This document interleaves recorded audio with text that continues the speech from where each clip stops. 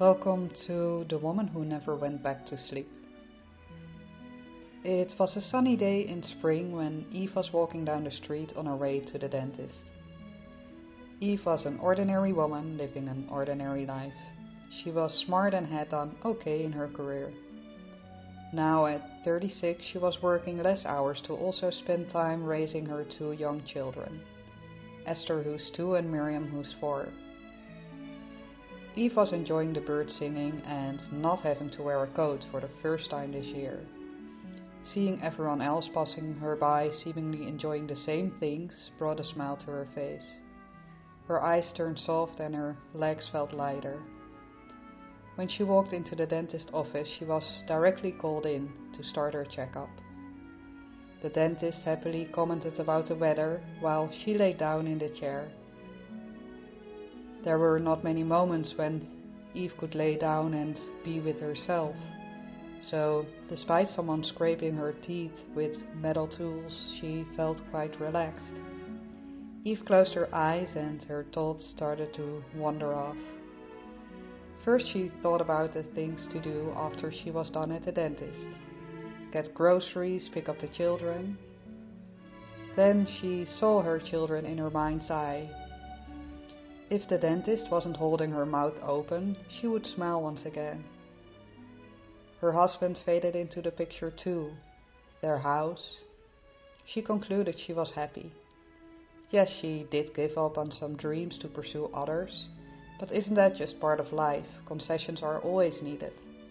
No one can have it all. Right at that point, the dentist let her know all her teeth are doing well and she is done. Eve got up and before she had reached the door, she already returned to her to-do list for the day.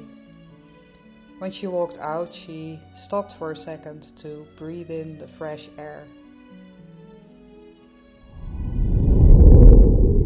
Today it has been 3 months since that day. Eve does not remember any of it.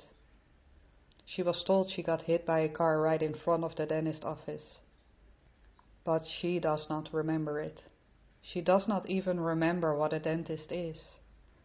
Eve has lost all her memory, not just about who she is or about the life she has had. She lost the memories of all she was once taught, all that she had learned. Eve is now learning how to walk again. Her children are now teaching her words.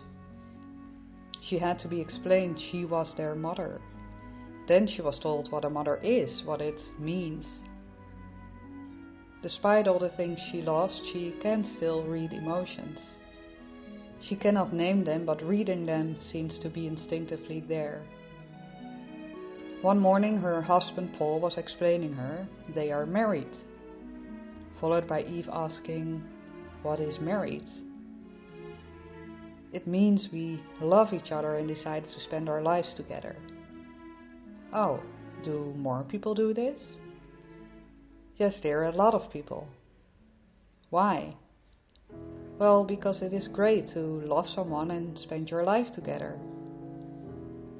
What is love? When you really like each other and care about each other. Okay. So who else am I married to?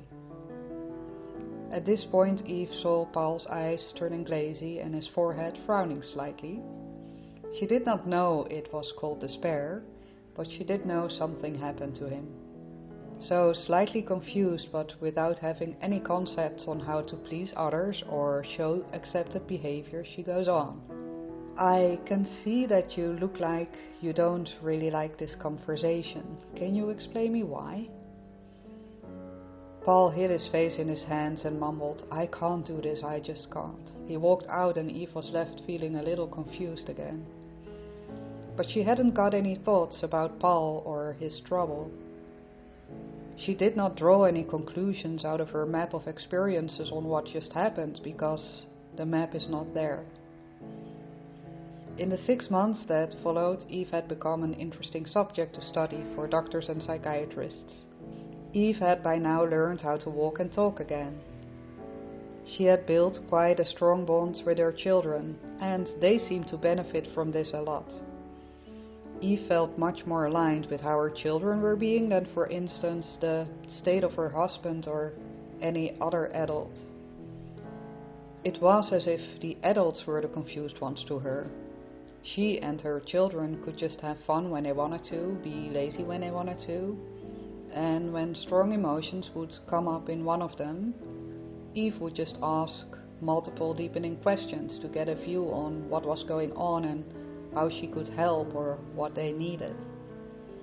Eve would do the same for herself whenever she felt something was going on. She would then give herself what she needed. Every week, Eve was being educated and trained about a whole range of stuff. There were lessons on social rules, basic life, like learning how to buy groceries and taking the bus.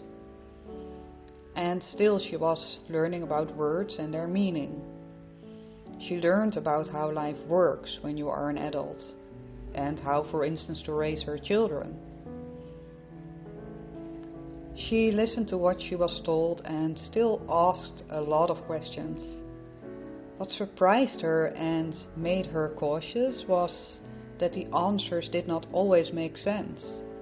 Often when she kept asking, a conversation ended with, "Well, that is just how it works," or "Well, that is just what we all agreed on," or "That is just the only way." She kind of felt lost because she could not remember where she was when apparently humanity created all these rules on how to live.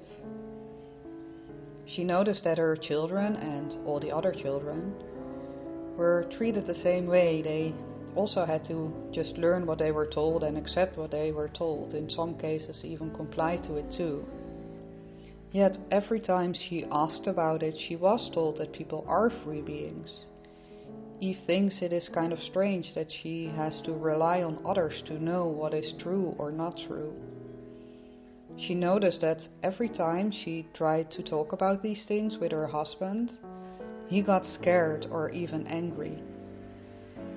Therefore today she decided to write him a letter. "Dear Paul, I decided to write you a letter because when we talk you often seem confused and then the talk ends. Maybe if I write it down you can think about it and write me back. I know I keep asking a lot of questions. This time I won't. I just want to share what I see and experience and therefore base my decisions on.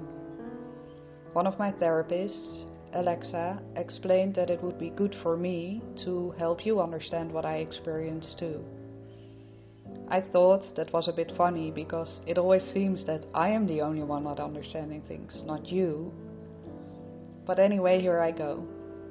You and others have explained to me that people are free. We have a free will, which means that we can do whatever we want, except from anything that does not fit the law. For as far as I understand, there are some nice rules in there that I think I agree with, like not killing other people and not taking other people's stuff. So, if besides the law we can do what we want, I still do not see why we are expected to do a lot of the same things. I know you tried to explain these things, but that confused me even more. Like for instance, we seem to use a lot of schedules to plan our day. For me, this does not make me feel free. When I feel I want to go to the park because the weather is nice and come home at 7 p.m, you ask me why I did not get groceries yet. You explained to me that it is better to get groceries before 6 p.m. so that we can eat at 7 p.m.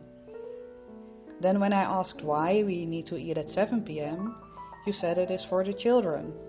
But I got the children some food at the park when they were hungry. Yet still you told me it is not okay. This is just a small example, but it seems like everyone is making schedules all the time. Why would we do this when we are free to do what we want? I know you often bring up jobs and everything that comes with it as a big reason, but I'll get back to that one later. The schedules is just something I do not want to do. Now, the second thing I want to bring up is one I know you don't like. Sometimes it makes you sad when I try to understand this. I experience adults are spending a lot of time and energy to make things right for the future. In many of the answers I get on why we live a certain way, it is about either ensuring we are getting something for the future, or it is about avoiding something will happen in the future. All the people who do this seem stressed and do not feel free. So I really do not get this. It seems like fear is more important to us than free will. Every time someone explains me about ensuring or avoiding the future, it makes me feel heavy. So I do not want to go along with this. I know you worry about our house, for example, that if you don't work so much, we may someday lose it. Well, I don't see the problem with that. I heard that there are other smaller houses you can buy for less money. Also, I use the house to sleep and eat or to play with the children when it rains, but most of the times we go out of our shelter. There are so many beautiful places outside the house we like to go. And yes, I know it is not just the house you explained about. You also want to make sure to have enough money for other things. Things that may or may not happen in the far future. It all confuses me. You work every day from 8 a.m. until 6 or 7 p.m. and then you come home tired and all you can do is eat and relax for a few hours. You say you like going to your job, but you show signs of stress. How can something you want to do bring you stress? 5 out of 7 days a week you spend 75% of your day doing something that gives stress. And you don't want to go do something you like more, or you don't want to go to your job less time a week because then maybe in 30 or 40 years you have less money. I find this hard to see every day. I know the doctors told me I lost all memory and they were very interested in how I miss fear.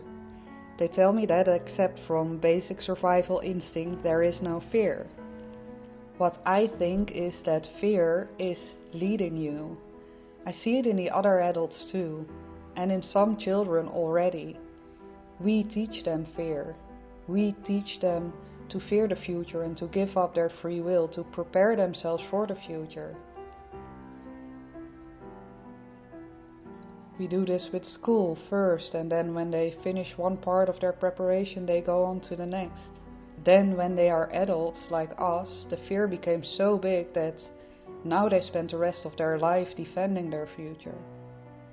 We teach them this. This makes me sad.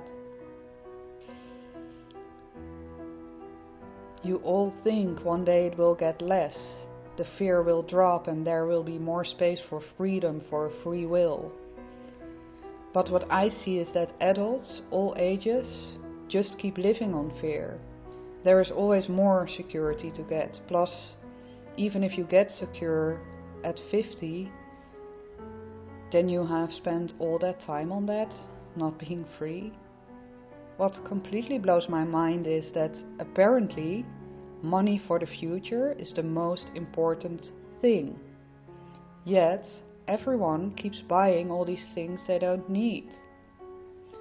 When I ask people why they bought such a thing, they often just say because I liked it or wanted to have it. So we spend all this time and energy on getting this money, on securing the future, and then in a moment we spend it on all these things. So apparently we find it more important to buy things we don't need than, for instance, working less or having a more fun but less paying job. Apparently we find it more important to buy stuff we don't need than stopping our race to secure the future at 40 instead of 50. It seems we value money over time and things we don't need over money. So we're sort of trained to make our priority 1, buying stuff or having stuff, 2, money, and 3, time. Whenever I bring this up, everyone says this is not really a choice. This is just how it works. I feel they forgot about free will. I feel because we all are educated and trained this way, we don't realize this is how we live. I don't want to teach my children fear. I want to teach them that time is theirs, that they can decide what to do with it. But it seems very hard to do that when so many people around them are teaching fear. Don't get me wrong, I want them to learn writing, reading, calculating and stuff. Just not the fear for the future being their leader. And I myself just do not want to give up on life like that while I am still living. So we have to make a change, together or separately. Everyone told me I could have died that day, but I did not leave my body. And now that I am alive and awake again, I do not want to be around fear all the time. To me, all that fear seems worse than dying. Do you even realize we will all die someday? What is the point of living if we give up so much of it? I really hope you can join me in this, because I think I started to love you. Though the love I feel burning inside around life itself will join me also if you decide not to come. Love, Eve. When Paul reads the letter, he reaches out to Eve's favorite therapist, Alexa. In tears he says, "I understand how she feels, I really do, but it hurts me too. You cannot just turn your back on the reality of life." Alexa answers, "What if there are different realities?" Paul shakes his head and goes, "What about the children? They would grow up unfit to society. They would not learn what other kids learn. They would get behind, disadvantaged." Alexa replies, "Yes, they would not learn what other kids do, but they would learn about not having fear. They would learn about reading emotions as Eve does now, without judgment. They would learn about unconditional love. They would learn joy."